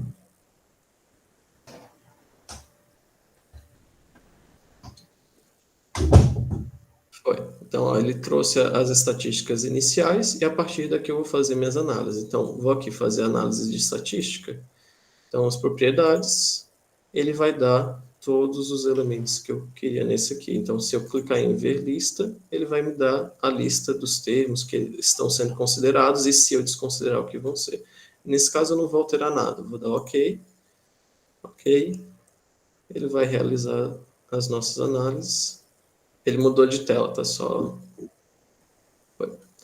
Aquela dali é a janela do R, mas isso aqui é só porque ele mesmo já mudou a tela. Então, como eu disse, ele traz aqui as estatísticas básicas, né? Número de textos, 24, são os textos do evento. Aqui agora apareceu a primeira análise que eu fiz com ele. O número de formas, considerando as repetições. Desculpa, aqui o número de ocorrências, então, considerando as repetições, então, 102.000 palavras. O número de formas são apenas 5.000 palavras, o resto disso é repetição.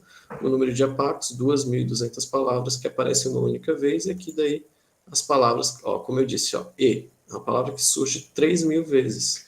Então, quando eu for girar no vídeo de palavra, provavelmente isso aqui vai ficar gigante. E daí eu já mostro para vocês. Formas suplementares, APACs, certo? Então, deixa eu voltar aqui.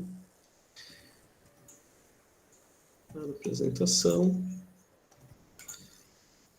Janela. Aqui. Aqui. Esconder.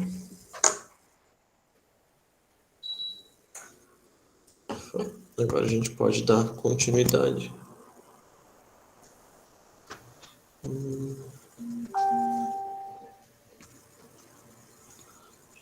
Só uma dúvida rapidão. Tem mais alguém com um problema de áudio ou consegue me ouvir tranquilamente? Eu tenho ouvido e visto todas as imagens normal. Ok, então. Então tá, dando seguimento então para o segundo processo de análise, né, que são as especificidades EAFC. Então é o segundo botão, esse amarelinho, né? Como eu disse, ele perpassa a mesma janela de propriedades. Se eu quiser alterar alguma coisa, eu posso considerar. Se eu quiser seguir a mesma escolha do anterior, é só dar um OK, certo?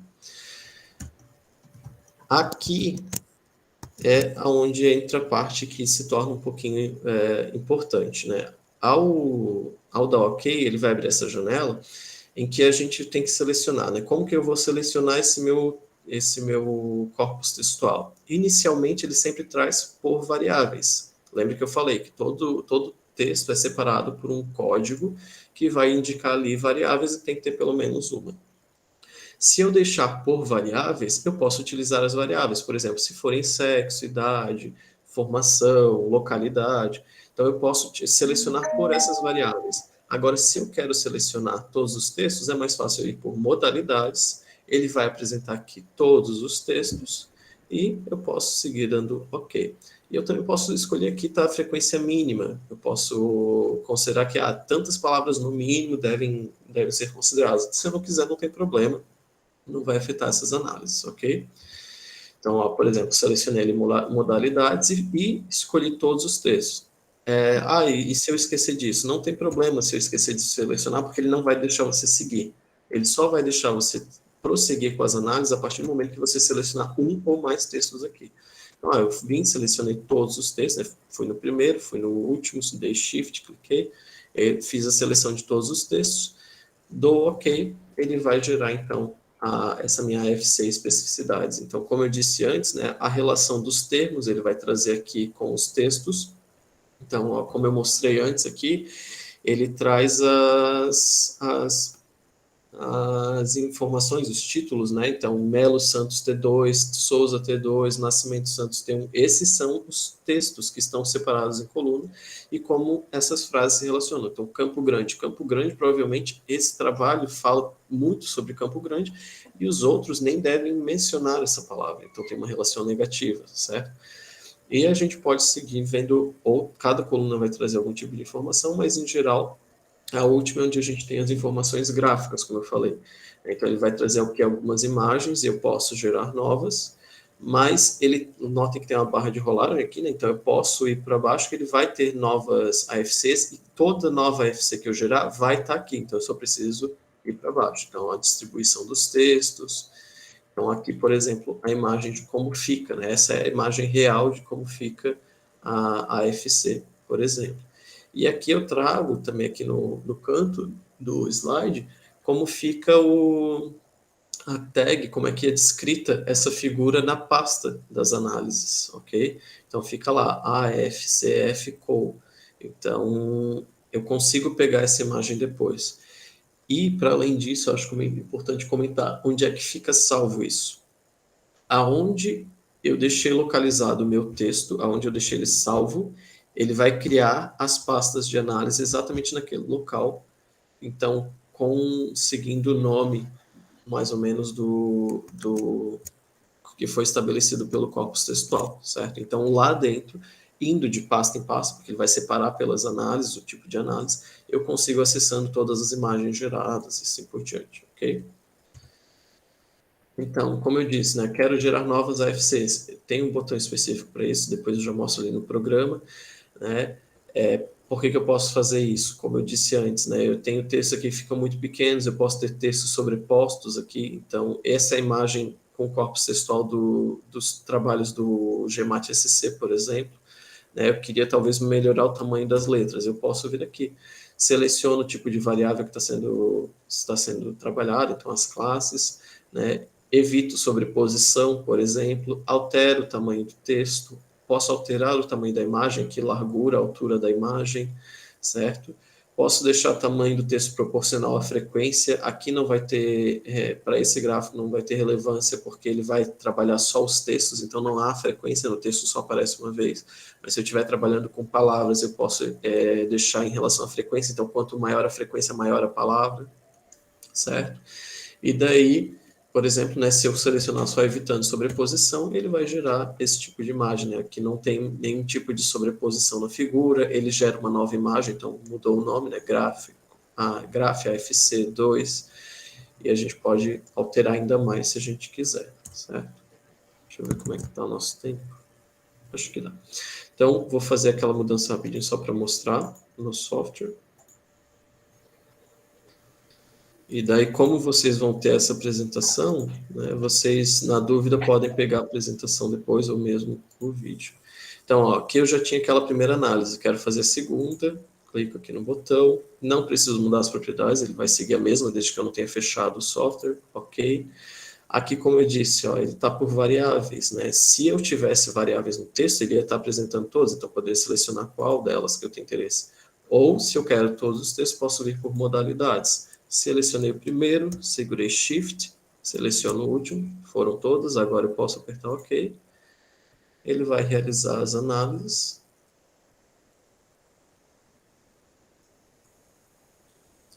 Essa janela que abre, não sei se vocês estão enxergando, mas é basicamente que ele está rodando os pacotes do R, certo?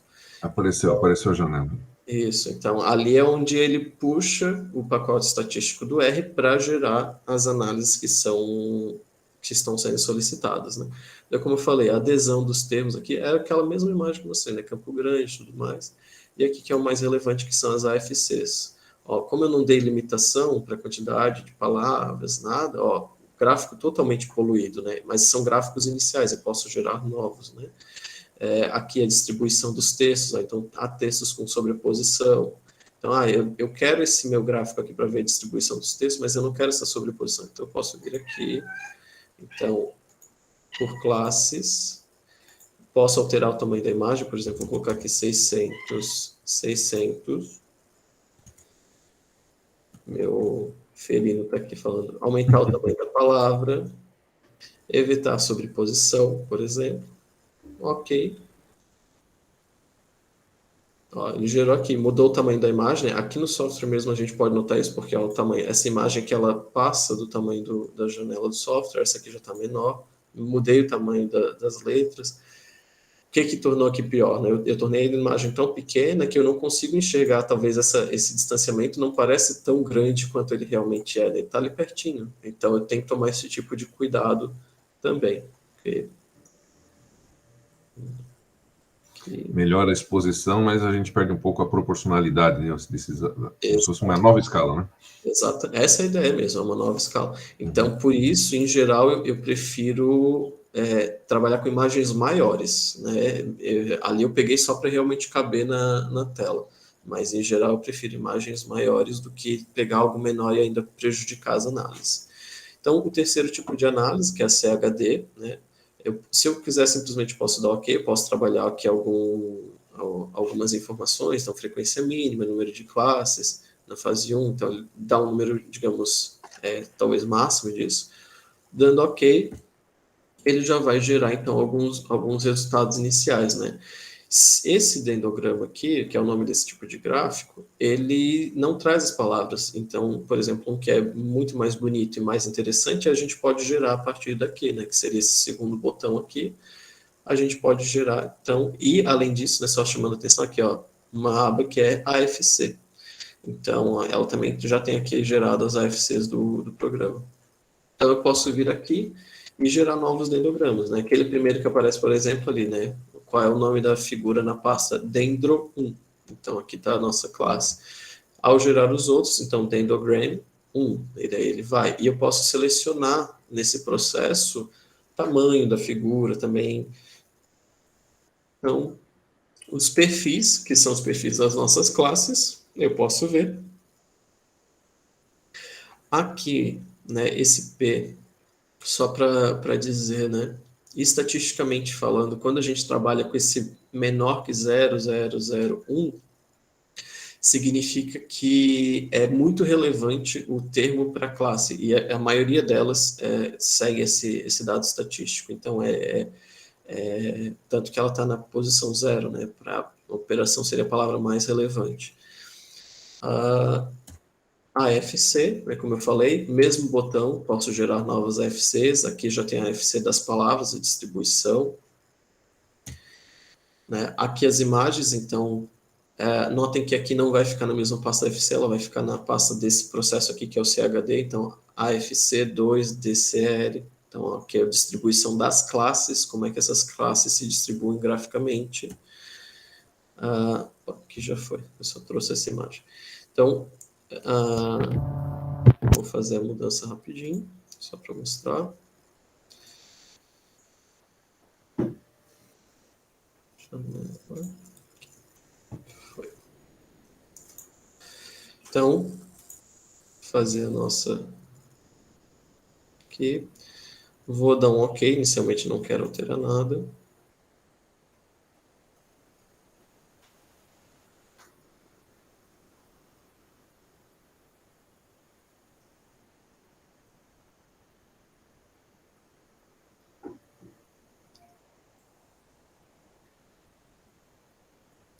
Como ela é uma análise mais complexa, aqui a gente tem um corpus de 24 textos, então ele demora mais, ele traz mais resultados também, né? Então ele tem que gerar essas imagens. Então, e só vai estar pronto, não adianta querer pausar, né? Quando ele realmente parar por si só, então tem que esperar um pouquinho.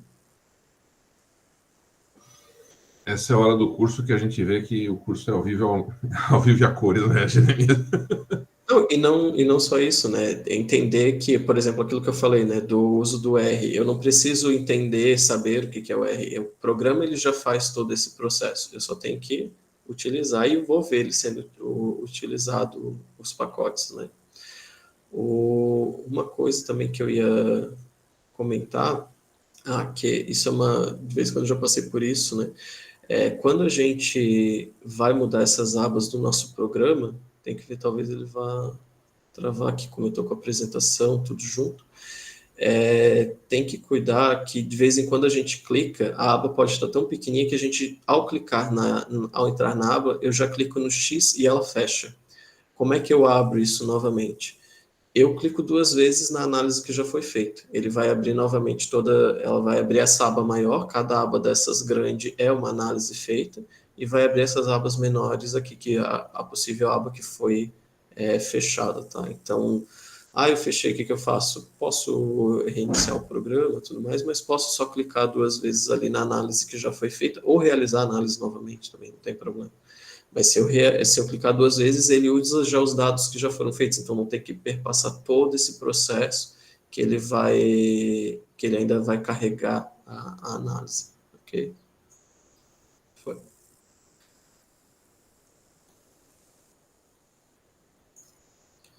Então aqui, como eu disse, né, ele gera a nossa divisão em classes, aqui para esse texto ele fez 4 classes, por exemplo, muito provavelmente diferente dos nossos resultados lá no texto. Por quê? Porque eu não fiz mudanças em relação a classes suplementares, o que seria ativo. Então, ele muda a quantidade de classes porque muda as palavras que ele está considerando. Então, essas são as imagens inicialmente que ele apresenta. Né? Como eu disse, quero estabelecer um novo dendrograma. Aqui, ó, ele já dá o tamanho, eu posso aumentar. Então, aqui, vou colocar 700 por 700. Formato, ele já dá aqui. Ao selecionar o tamanho, como eu disse, tá, ele muda a quantidade de palavras que vão aparecer. Então, aqui já está a imagem. Ao gerar, ela já aparece lá na pasta também, certo? E aqui a gente tem a aba de perfis e a aba de AFC, por exemplo. Aqui nos perfis eu vou trazer algo que não está nos slides, que eu acho interessante. Por exemplo, aqui, fração, né? Eu ainda posso fazer outras coisas. Se eu selecionar aqui, né, o botão direito, por exemplo, uma das coisas que eu gosto de fazer é essa aqui, concordância. Ele dá aqui a opção, né, somente dessa classe ou dessa classificação em todos os segmentos. Eu acho isso aqui interessante, não trouxe nos slides porque não é uma análise básica, porque ele vai trazer o uso da nossa palavra em todos os textos. Então, ele vai trazer aonde ela é utilizada, como ela é utilizada, e por isso que também é importante eu ter frações como um termo geral, não fração, frações, né? Aqui, ele traz, né? Ele conseguiu reduzir a uma única raiz, que é o processo que ele faz inicialmente. Mas se ele não entender que é a mesma coisa, ele não vai trazer para a gente. Por isso que é importante padronizar isso no corpus textual, ok? Então, foi. E aqui, as AFCs, né? Então, ó, a distribuição das palavras, essa primeira AFC que ele traz. Aqui são outros termos e números, né, que ele vai trazer, são os principais. Aqui, como eu trouxe antes, a distribuição dos textos e a relação deles com as classes. Então, os textos rosas, né, se referem a essa classe aqui, roxa.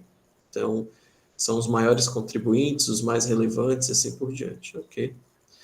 Então, esse é o nosso processo, e aqui a gente pode gerar novos AFCs. Então, a mesma janela de antes, eu consigo escolher aqui classes ativas, complementares, classe, e assim por diante, ok? Evitar sobreposição, tudo isso eu posso fazer. Ainda tem 10 minutos, então tá ok. Vou mudar aqui.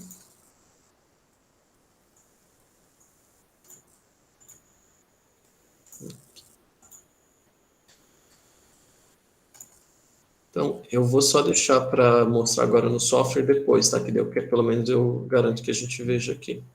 Então, o próximo seria a nuvem de palavras. Quando a gente clica em nuvem de palavras aqui, ele vai aparecer os termos. Então, eu posso selecionar a quantidade de termos que eu quero considerar, né? Então, por exemplo, aqui a frequência é maior que 100, posso selecionar todos os termos. E ele vai dar algumas informações, escolhas que eu posso fazer e ajustes gráficos também. Então, posso fazer score nas bordas, então dar um valor para essas bordas, o tamanho do texto. Então, opa, desculpa, essa aqui não é nuvem de palavras, tá? Essa aqui é análise de similitude. Eu troquei aqui, a nuvem de palavras é o último. Então, o score nas bordas, que são os numerozinhos nas bordas, tá? O tamanho do texto. Depois eu vou trazer aqui duas imagens separadas, né? Comunidade e halo, o que esses são? É aquelas regiões que ele pré-estabelece. Dou um ok e ele cria. Então, esse aqui seria o mais cru, certo? Eu peguei, digamos, todas as palavras, então fica um número muito grande de palavras, eu poderia limitar. Então, se eu quiser, por exemplo, determinar comunidades e halo, né? Halo seria a auréola, né? Então, ele vai criar essas nossas regiões em que eu consigo perceber assim, esses termos estabelecem uma região, existe uma relação entre algumas regiões aqui, o termo mesmo estando em outra, ele também está nessa região, e assim por diante. Aqui no nome, novamente, da figura, né, graph sim2, de similitude. E se eu seleciono só algumas formas, né, isso aqui já é um outro corpus textual, né, são menos repetições, por exemplo, que é acima de 5 repetições, né, faço a mesma coisa. Então, eu não preciso trabalhar com todas as palavras, eu seleciono. Então, já fica um gráfico menos poluído, mais bem distribuído. Então, para as análises também se torna muito interessante. E, por fim, então, a nuvem de palavras, novamente, né, seleção de tamanho de imagem, número máximo de palavras eu posso estabelecer, a cor do texto eu posso mudar, o tamanho mínimo do texto e o máximo, então eu posso mudar também para ficar mais interessante visualmente. Ao mudar a cor, eu posso mudar para qualquer cor que eu quiser, certo? Isso é algo mais simples. E gera, então, a nossa figura obedecendo esses padrões estabelecidos, ok? E daí, no AGE1 seria o nome da figura. Okay? Daí, isso aqui já é para a nossa parte do próximo encontro. Que daí é a discussão para ver o que vocês vão experienciar. Agora, então, só vou fazer a última mudança para trazer os dois, já que tem ainda os 7 minutos aqui, trazer as duas últimas análises ali, que eu quero mostrar para vocês como é que fica, por exemplo, com aquele caso do E, né? Então, a similitude, eu vou seguir aqui o padrão, não vou desconsiderar nada. Ele dá aqui, ó, o E, nosso termo com 3.000 repetições, o mais próximo depois é 900. Vou selecionar só alguns deles, vou selecionar acima de 200 repetições. Já vou selecionar o nosso halo, a comunidade halo, e vou mandar gerar, então.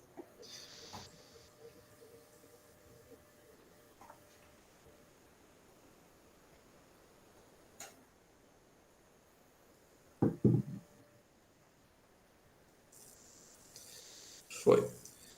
Ó, então, como eu selecionei poucos termos, né, ele fez uma única comunidade. Não dá para enxergar bem porque ficou muito clarinho, né, e no fundo rosa. Aqui estão as arestas, algumas são bem finas. Ele ficou com essa forma estranha também por causa do E. Né, o E é o termo central, porque ele é o que tem mais repetições, então ele é o mais aparece, tem relação com todos os termos, basicamente. Ok? Se eu desconsidero o E, eu posso gerar novas, isso. Vou fazer a mesma análise agora desconsiderando E, acima de 200. Shift, aqui. Mesma coisa, só que sem considerar o E. Então, ele já vai mudar esse esse nosso resultado, ó, já fica algo mais... Então, a gente tem as comunidades já diferenciadas. Eu peguei poucos termos, né? Então, novamente, ele fica com poucas palavras. E na nuvem de palavras, então, que é o que eu queria mostrar como é que fica, né? Vou mudar aqui para um tom de azul. Não vou mudar nenhuma outra informação. Vou considerar todos os termos. Não, são muitas, então vou considerar acima de 100.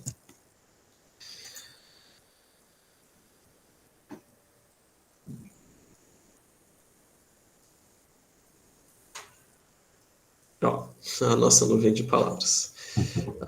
Um E gigante ao centro, eu não peguei tantas palavras, então se eu pegasse mais palavras ficaria ainda pior esse gráfico, e por isso que vale a pena todo esse processo de lá no início do texto, estabelecer o que é relevante e o que não é relevante para as análises que querem ser feitas. Ah, mas eu não fiz. Como eu vi, né? Cheguei ali, pô, esse enorme ali no meio, coisa horrível, não vai me servir de nada essa imagem. Eu volto, realizo todas as análises novamente e tiro esses termos, desconsidero esses termos. E aí eu faço todo o processo, ele vai seguir o que foi estabelecido posteriormente, ok? Agora que a ideia, né, como eu falei, eu já comentei aspectos gerais, então como é que se utiliza, o que é o software. Se vocês forem ver na sequência, tá, vai ter a instalação do software. Então, eu pediria que vocês tentem fazer o quê? Tentem ver essa instalação, eu trago aqui as ideias, tem um link também no fim desse processo de instalação, mas tentem seguir porque tem uns processos ali de atualização, de pacotes, então tentem fazer. Por quê? Porque daí amanhã a gente começa a partir dessa discussão, seja da instalação, tive problema, não tive problema, tanto ou da constituição de um corpus textual, ou mesmo da análise desse corpus. Deu erro na análise, por que será que deu erro? Eu posso tentar buscar e apresentar para vocês. Consegui fazer instalação, não consegui fazer instalação, deu algum erro na instalação, se eu souber resolver, eu posso tentar ajudar vocês. Mas tentem fazer essa instalação e mexer um pouquinho nesse software. Depois eu vou compartilhar com vocês um corpus textual, caso vocês não queiram elaborar algum, mas para que vocês, caso instalem, tentem utilizar para que mexa um pouquinho e fica mais palpável o que eu falei aqui e o que eu tentei mostrar no programa, certo? Mas daí isso fica para amanhã, essa é a ideia. E além disso, além dessa discussão, além do processo de instalação, além de tirar qualquer dúvida que tenha surgido, eu vou trazer também os trabalhos que já têm publicados ou estão em elaboração no nosso grupo, no GEMAT, o GEMAT Brasil, não só Santa Catarina, para mostrar, por exemplo, como que essas análises foram utilizadas, pelo menos para dar uma ideia, né, para que caso isso possa servir para vocês de incentivo, como eu posso utilizar para isso, posso utilizar para aquilo, ok? Então, eu vou trazer esses elementos, vou trazer mais a parte gráfica, obviamente, desses trabalhos, eu não vou trazer um artigo aqui para ser discutido, então vou só trazer assim, esse gráfico foi utilizado para isso, fez tal comparação, o autor tentou fazer essa coisa, algumas informações mais gerais e que possam ser úteis, porque exatamente na medida que a gente vai utilizando o programa, volta e meia eu acabo achando uma nova funcionalidade, eu não sou nenhum grande expert desse nosso software, e cada vez então vou aprendendo um pouquinho mais. Então, a mesma coisa com vocês também, eu trago aqui algumas ideias e algumas coisas para que isso incentive vocês, quem sabe até vocês descubram novas funcionalidades que possam ser feitas, processos para análise e assim por diante, ok? Agradeço, então, a participação de vocês. Vou compartilhar com vocês o que eu falei, né? Seja a apresentação, seja o corpus textual, e espero vocês aqui amanhã de novo. Então, tá joia. E eu incentivo também, né, a todos, né? Vamos fazer um esforço aí para baixar e instalar o programa, né? Que quanto mais a gente mexe nesse assunto, né, e mais próximo dos nossos interesses, né, seja de pesquisa, seja de um evento ou trabalho, mesmo que seja um trabalho didático, né, que está sendo proposto, mas aí dá graça, entendeu? Dá graça que a gente vê as coisas acontecer e tudo isso passa a fazer sentido, né? Foi uma apresentação que nós fizemos em cima do que o Jeremias fez, né? Mas aquilo, quando a gente começa a dar o sentido naquilo que nós estamos buscando, nossa, isso aí você vai ver que é uma ferramenta fantástica, né? Essa, pelo menos, é a nossa expectativa. Muito obrigado a todos aí. Obrigado, Marcos. E só para complementar e reforçar, né, a fala do professor Davi, amanhã vai ser o momento que eu vou ter para tirar dúvidas de vocês, caso esse processo de instalação, caso o processo de uso do software surja, é o momento que eu vou ter para tirar alguma dúvida se eu conseguir. Então, se vocês não realizarem isso, depois, talvez só por um contato por e-mail, talvez fique mais difícil. Então, tentem, principalmente nesse sentido, assim, me interessei, quero utilizar, então tentem fazer essa instalação, porque daí se der algum problema, se eu não entendi tal passo, se eu não entendi tal processo, na hora, eu já tento ajudar nesse sentido. Okay? Obrigado.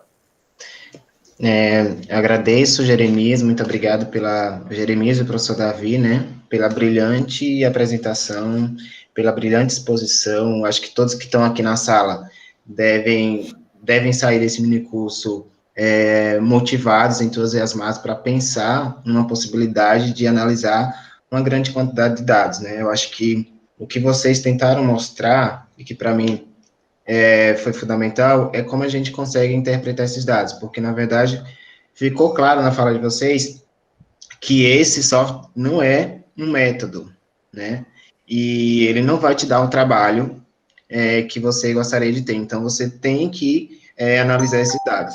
Então, ele por si só não consegue fazer essa análise, mas é um software muito importante que, né, envolve dados textuais, uma grande quantidade de dados textuais. E aí, cabe ao pesquisador a interpretação desses dados. Então, é um trabalho, assim, brilhante, maravilhoso. Eu não tive a oportunidade de fazer esse minicurso, quando vocês, né, fizeram na ocasião do Laudo de Imagem, porque estava num outro minicurso. Mas eu fico grato pela oportunidade que eu estou tendo agora de ter realizado esse minicurso e espero fazer o dever de casa, assim como todos que estão aqui, né, todas que estão aqui, fazer esse dever de casa, para a gente voltar amanhã, tá, no mesmo horário, às 8 horas da manhã, até às 10 da manhã. Só alguns avisos, a lista de frequência, como o professor Antônio já disse, está disponível no site do evento, você já tem um link aí, e eu convido a todos e todas para logo mais, a gente vai ter uma mesa redonda, intitulada Currículo e Ensino de Matemática em Tempos de Pandemia. A mesa redonda será com os professores Cláudia Regina Flores, da UFSC, e o professor Márcio Urel Rodrigues, da Unemate, e será mediada pelo professor Raimundo Santos de Castro. O link também já está disponível no site do evento. À tarde, teremos uma palestra, às 14 horas, com Maicon Azevedo, Cefet Rio de Janeiro, cujo título é Educação em Ciências e Pós-Verdade. Vai ser uma palestra mediada pela professora Mariana. Também o link vai ser transmitida pelo YouTube. E às 16 horas, até às 17h30, a gente tem as comunicações científicas da área da matemática, que vão ser coordenadas pelo professor Antônio Bogea. Então, fiquem atentos, estão todos convidados e convidadas para darmos continuidade. E, mais uma vez, obrigado, professores, pela excelente palestra. André Bogea. André Bogea, isso. Tá. Gente, obrigado. Já liberei a frequência. Tá? Fica o reforço para a mesa redonda que começa às 10h30. E para poder me comunicar melhor, eu já mandei um e-mail para todo mundo que está registrado no evento. Então, verifique suas caixas de e-mail. Tá? Fantástica a apresentação de hoje, viu? Estava acompanhando aqui. Parabéns. Obrigado, desejo a todos, então, um excelente evento e até amanhã. Até amanhã. Obrigado. Até amanhã, então, gente. Um abraço.